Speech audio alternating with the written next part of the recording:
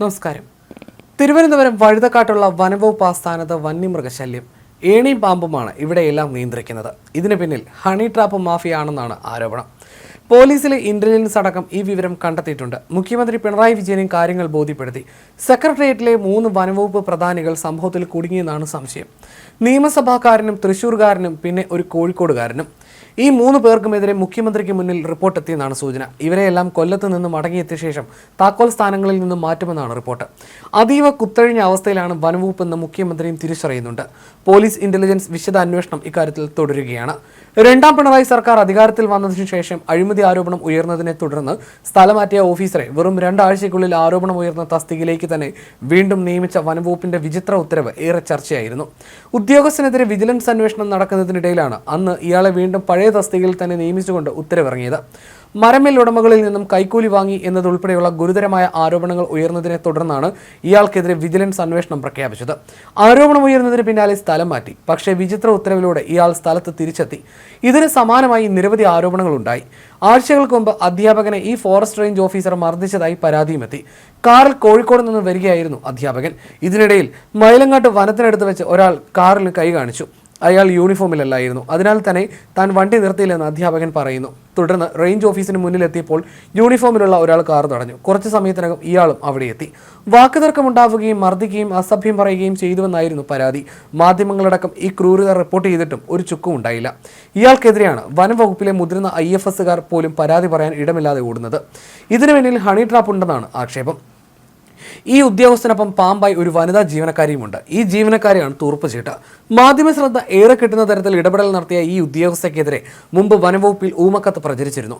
മുതിർന്ന ഉദ്യോഗസ്ഥൻ ഇവർ പറയുന്നിടത്തെല്ലാം ഒപ്പിടുമായിരുന്നു അത്രേ. അന്ന് ആ ഉദ്യോഗസ്ഥന്റെ മകൻ ഇവരുടെ കെണിയിൽ കുടുങ്ങിയെന്ന തരത്തിലായിരുന്നു ഊമക്കത്ത്. അതുകൊണ്ട് തന്നെ സത്യസന്ധനായ ആ വനംവകുപ്പ് ഉദ്യോഗസ്ഥന് നാഗകൽപ്പന അംഗീകരിക്കേണ്ടി വന്നു. പിന്നീട് ഈ 2 പേരും ചേർന്ന് സെക്രട്ടേറിയറ്റിലെ ഉന്നതരെ വല വീശി പിടിച്ചു. അങ്ങനെ വീണ 3 പേരാണ് കേരളത്തിലെ വനംവകുപ്പിന്റെ നിതാന്ത ശത്രുക്കൾ. ഇവരുടെ പേര് വിവരമടക്കം പോലീസ് ഇന്റലിജൻസ് മുഖ്യമന്ത്രിയുടെ ഓഫീസിന് കൈമാറിയിട്ടുണ്ട്. വനമന്ത്രി AK ശശീന്ദ്രൻ എന്ത് നിലപാടെടുക്കുമെന്നത് നിർണായകമാണ്. മുമ്പ് മന്ത്രിയും ഹണി ട്രാപ്പിൽ കുടുങ്ങി രാജിവെച്ച ചരിത്രമുണ്ട്. പിന്നീട് കോടതി ഉത്തരവിലൂടെ കുറ്റവിമുക്തി നേടി വീണ്ടും വനമന്ത്രിയായി. വനമന്ത്രിയെ മാറ്റാനുള്ള NCPയിലെ കൊടുങ്കാറ്റ് പോലും ശശീന്ദ്രൻ തടഞ്ഞു നിർത്തി. മുഖ്യമന്ത്രി പിണറായി വിജയനുമായുള്ള അടുപ്പമായിരുന്നു ഇതിന് കാരണം. അങ്ങനെ പിണറായി എല്ലാ അർത്ഥത്തിലും താങ്ങി നിർത്തിയ മന്ത്രിയുടെ വകുപ്പിലാണ് കാര്യങ്ങൾ കൈവിട്ടു പോകുന്നത്. ഇതിലും മുഖ്യമന്ത്രി തീർത്തും അമർഷത്തിലാണ്. വനംവകുപ്പിലെ ഉന്നത ഉദ്യോഗസ്ഥരുടെ വ്യക്തിപരമായി ഈ വസ്തുതകൾ മുഖ്യമന്ത്രി തിരക്കുമെന്നും സൂചനയുണ്ട്. CPM സമ്മേളന തിരക്ക് കഴിഞ്ഞാൽ ഇതെല്ലാം ഉണ്ടാകും. കഴിഞ്ഞ ദിവസം വനംവകുപ്പിലെ സത്യസന്ധനായി കരുതുന്ന ഒരു ഉദ്യോഗസ്ഥനെതിരെ നടപടി വന്നിരുന്നു. വനംവകുപ്പിലെ പാമ്പുമേണിയും ചേർന്ന് ഒരുക്കിയ കെണിയായിരുന്നു ഇത്. ഒരു തെറ്റും ചെയ്തില്ലെന്ന് ഏവരും കരുതുന്ന ഉദ്യോഗസ്ഥനെതിരെയാണ് സെക്രട്ടേറിയറ്റിൽ നിന്നുള്ള സമ്മർദ്ദത്തിൽ നടപടിക്ക് വിധേയമാക്കിയത്. ഉത്തരവിറക്കിയവർക്ക് പോലും ഈ ഉദ്യോഗസ്ഥൻ തെറ്റുകാരനല്ലെന്നറിയാം. പക്ഷേ ചെയ്യേണ്ടി വന്നു. സെക്രട്ടേറിയറ്റിലെ 3 പേർ ഹണി ട്രാപ്പിൽ കുടുങ്ങിയതുകൊണ്ടാണ് ഇത് സംഭവിച്ചതെന്ന് കരുതുന്നവർ ഏറെയാണ്. ഇത് സംബന്ധിച്ച പല തെളിവുകളും പല കേന്ദ്രങ്ങളും ശേഖരിച്ചിട്ടുണ്ട്. സ്ഥലമാറ്റങ്ങളിലടക്കം പാമ്പുമേണിയും മാഫിയ ഗ്യാങ് എല്ലാം തീരുമാനമെടുക്കുന്നതിന് കാരണവും ഹണി ട്രാപ്പ് ആണെന്നാണ് വിലയിരുത്തൽ. അതിനിടെ സെക്രട്ടേറിയറ്റിലെ VVIPയും ഹണി ട്രാപ്പിൽ കുടുങ്ങിയെന്ന സംശയം ചില കേന്ദ്രങ്ങൾ വെച്ച് പുലർത്തുന്നുണ്ട്. വീഡിയോ കാട്ടി ഭയപ്പെടുത്തുകയാണ് പാമ്പുമേണി ഗ്യാങ്ങിന്റെ രീതി. അവർ പലരെയും ഇതുപോലെ കുടുക്കി പലതും നേടിയിട്ടുണ്ട്. ഇനിയും പാമ്പിനെതിരെ നടപടികൾ ഉണ്ടായില്ലെങ്കിൽ വലിയ വിപത്തിലേക്ക് വനംവകുപ്പ് പോകും. തിരുവനന്തപുരത്തെ കണ്ണായ സ്ഥലമാണ് വഴുതക്കാട്. ഈ സ്ഥലത്താണ് വനംവകുപ്പിന്റെ ആസ്ഥാനം. 2 പേരും ഇവിടെ അല്ല ജോലി ചെയ്യുന്നതെങ്കിലും ആ ടീം എല്ലാ അർത്ഥത്തിലും ഈ ഓഫീസിനെ നിയന്ത്രിക്കുകയാണ്.